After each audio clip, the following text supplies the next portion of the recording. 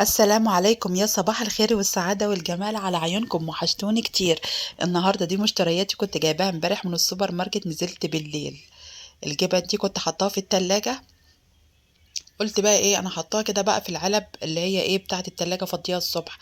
انا خدت بقى على الصحيان بدري، انا كبيري بقى دلوقتي ايه الساعة 9 او 10، مع اني برضو ببقى قايمة ايه يعني في الوقت ده مناسب الصراحة، يعني عشان انا خدت الاجازة، يعني خدنا الاجازة نص السنة، كل سنة وانتم طيبين. عسل النحل دوت بحب اخد معلقتين على الريق مع كوبايتين 3 كوبايات مية، هتفرق معاكي كتير. دلوقتي بقى وكمان فصين توم يا جماعة، صدقيني والله العظيم مش تبلعيه كده، تقطعيه قطع وتبلعيه بقى برضو ما ايه بعد العسل.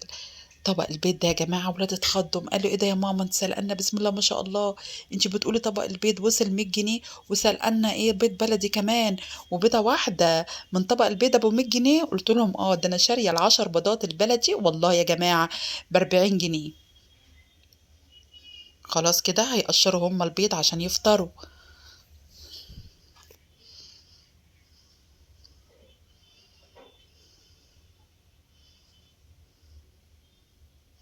وقلت لهم لا بقى، ده انا كمان اعمل لكم حاجه حلوه. هطلع بقى من ايه من كرتونه البيض ديت 4 بيضات كده، عشان النهارده هنتغدى غدوه يعني ايه، محتاجه حاجه حلوه. فايه قلت بقى انا ايه عندي كيس البسبوسه وكيس الدقيق، قلت هعمل الكوبايتين الدقيق مع كوبايه البسبوسه، وهعمل صينيه الايه الرواني. وعملت طبعا ايه السيرب بتاعها على ايه يا جماعه على البوتاجاز. وبنتي واقفه تساعدني، هي بتقلب معايا الكيك، قلت لها لا ما بحبش قلبي كده، اعدلي كده. وحطيت بقى عليها بقى رشه جوز الهند، وكانت روعه الصراحه. والله احنا كنا نصها النهارده.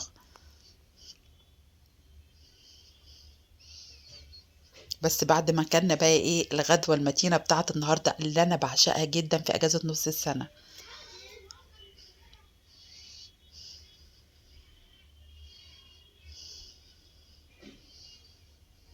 ارتفاع الكيك حلو قوي قوي الصراحة، انا بحب جدا صينية الرواني اللي هي بتبقى بالسميد. على فكرة ولادي بيحبوا كيك الشوكولاتة، لكن انا بفضل الكيك الابيض اللي هو بالبرتقال او بالسميد. وما شربتش بقى قهوة خالص النهاردة، قلت لا بقى ما بدهاش، انا تعبانة جدا وجالي صداع النهاردة الجمعة، وبحب ان انا اشرب القهوة على الريق، لكن انا ما عملتش كده. بعد ما عملت بقى صينية الرواني، وقلت بقى ايه على ما هعمل الغدا اشرب بقى ايه القهوة بتاعتي.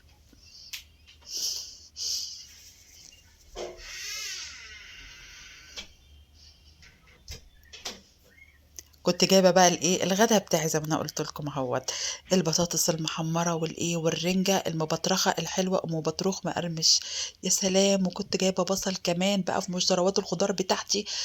والله ما باقولكوش يعني الأكلة دي بتفتح النِفس، قد إيه يعني بتخلّيكِ تاكلي. أنا باحب الرنجة جدًا، يعني مش باحبها يعني إنها يعني في الدرجة الأولى يعني من الأكلات المفضلة، يعني بناكلها كل فين وفين زي أي حد أو أي بيت. يا رب كده الفيديو عجبكم النهارده وكان خفيف عليكم، وإن شاء الله كده استنوني في فيديوهات كتير، وإلى اللقاء في فيديو جديد.